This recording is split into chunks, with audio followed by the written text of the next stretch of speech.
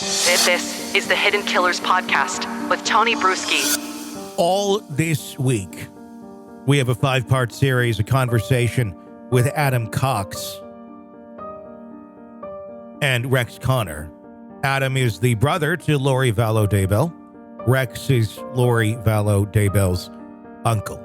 And they certainly have stories to share about their life and times with Lori Vallow Daybell leading up to the murders of her children and her ex-husband and the many other suspicious deaths that have surrounded her life. With Joe, obviously, he passes away of a heart attack shortly after the accusations are made and such. Obviously, again, a lot of death here surrounding basically one person and their path in life.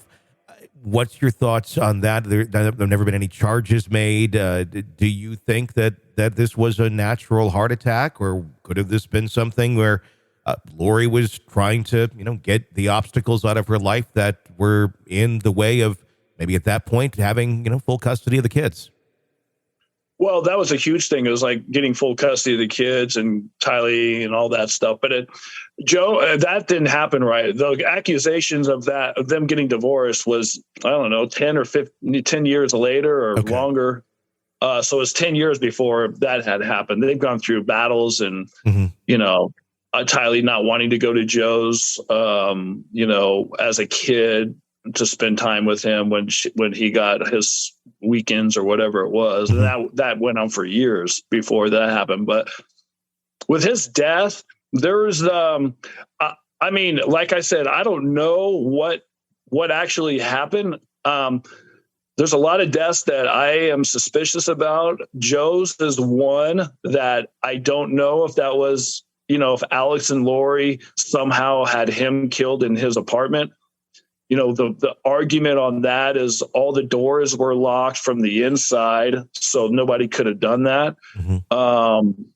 I don't know if I believe that. That's what the police said, but I don't know if there's a way to do that. I don't know enough about that, but I am definitely suspicious about that. And I'm suspicious about Alex's death too. So sure. There's so many things that I wish I knew the answers to, but I am definitely not taking anybody's word for one thing because I just don't know. Sure. Rex, what's your thoughts? That's my opinion also. I'm glad that the investigation to Joe Ryan's death is still open. Yeah. I look at the name of your podcast here, Tony, Hidden Killers, and I think that's a distinct possibility. I don't know. I don't have any insider information to it. Sure. I'm just glad the investigation's open and hope it runs its course. Yeah, speculation on this point, but, I always say, educated guesses as well when it comes to stuff like this.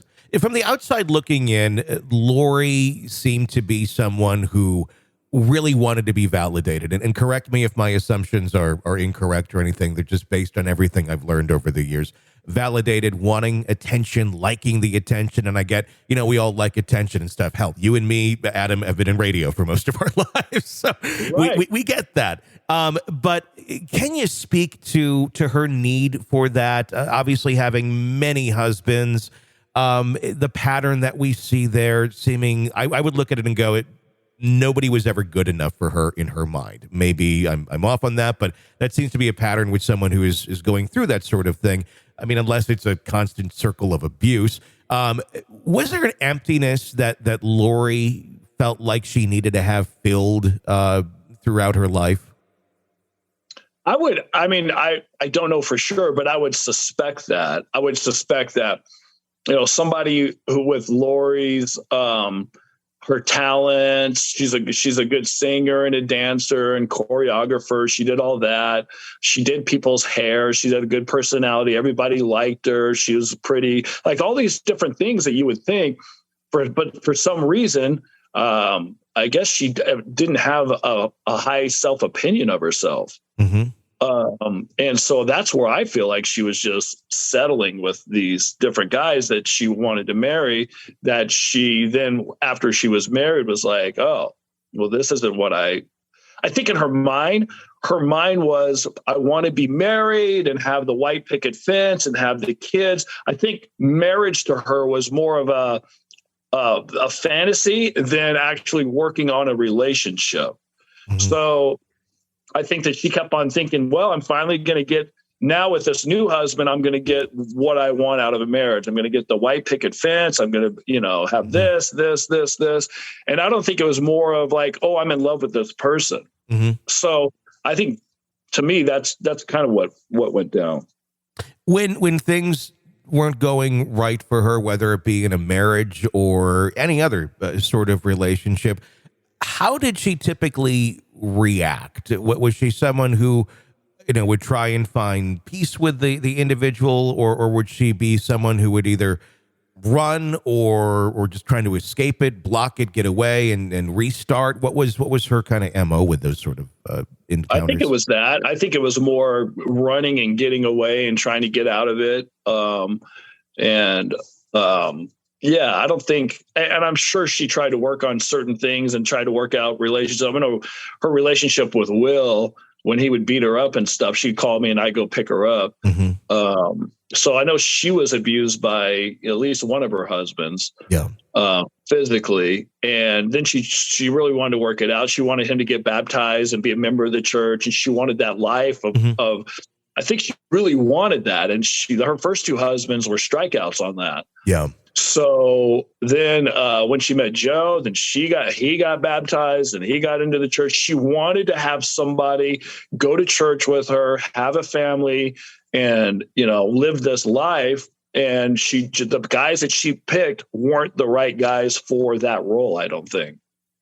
A lot has been said, and just observational wise, when we look at the way Lori has reacted to things with almost numbness, I guess is the way I would put it, where you could put something very powerful in front of her, and in many cases, oblivious to it, or doesn't seem to see things on the same plane of reality as others. Obviously, more extreme right now with everything that has happened. One of the things that comes to mind is the phone call that we heard between Colby and her in the jail cell, where she's talking about, I miss the children too, not really seeming to understand the gravity of the accusations and how everyone else has been affected by this. Was she someone who went through so much trauma that she literally, she's not capable of feeling today after going through so much as a defense mechanism, where trauma comes your way and she's so numb to it that she can't feel it because it would just be too much. She's already been overloaded with these other traumas, because we have heard about the relationship traumas from adulthood. And it's been alluded to that there's other traumas from childhood and such. But from everything I've always understood, with you guys, is that your home wasn't that traumatic or anything of that nature. Was there anything else that could have triggered, kind of that numbness, that muteness to feeling in interpersonal relationships at some point in her life? Rex, I'll let you talk about this, because I think Rex has a good perspective on emotions and thoughts and that. Well, thanks for that. My belief, not being a psychologist and not being able to get quite as deep as even you did there, Tony. Of course, there is trauma in her background, but none of that justifies, allows, or explains her action. No. You can take that so far as to say, well, because of all this trauma, she wasn't really accountable. She wasn't in her right mind. I draw a line there, even not being a psychologist, saying, no, she's accountable for her decisions. Plenty of people have done a lot worse and didn't kill their kids and bury and hide their bodies in a pet cemetery. Sure. So Lori is completely accountable for her actions, regardless of what had happened in her life and her influences. Now, from a psychology standpoint, I do know that all of us make allowance for what our conscience tells us shouldn't be in our life. We make allowance and we make room and we build a world around that It's called cognitive dissonance in psychology. Mm-hmm. We build a world around it. And as we do that, we're building a fantasy world because it makes everything we want to do all right. Mm-hmm. And eventually that fantasy crumbles because it is fantasy. It's not reality. Lori is an extreme example of that.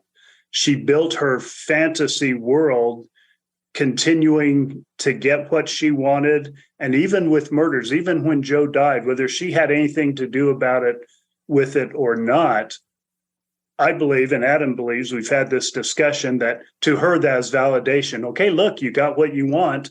And then they moved on, and then Charles died and no consequences to her. And so she just keeps building up this fantasy, and it just crumbled in a big way, is my take on it. Where it just kept being enabled over and over to a scary extent. I mean, we're talking about murder here. And I guess once you get away with it once, you know, some people do keep going back. I guess the way that she went about it is so different than what we think of with typical murder cases, like I don't want to call it like Ted Bundy typical, but your types of serial killers or things of that nature. She seemed to have done it in a very strategic way that just kind of looked like life was happening, and feel sorry for her because there's so many tragedies around her at any given time. And it really all blended in so well. There's more to come in my conversation with Adam Cox and Rex Connor about the life of Lori Vallow Daybell and the tragic twists that it takes leading up to the death of her children and many others around her. Be sure to press subscribe so you don't miss any of our conversation right here. I'm Tony Brueski. Stay with us.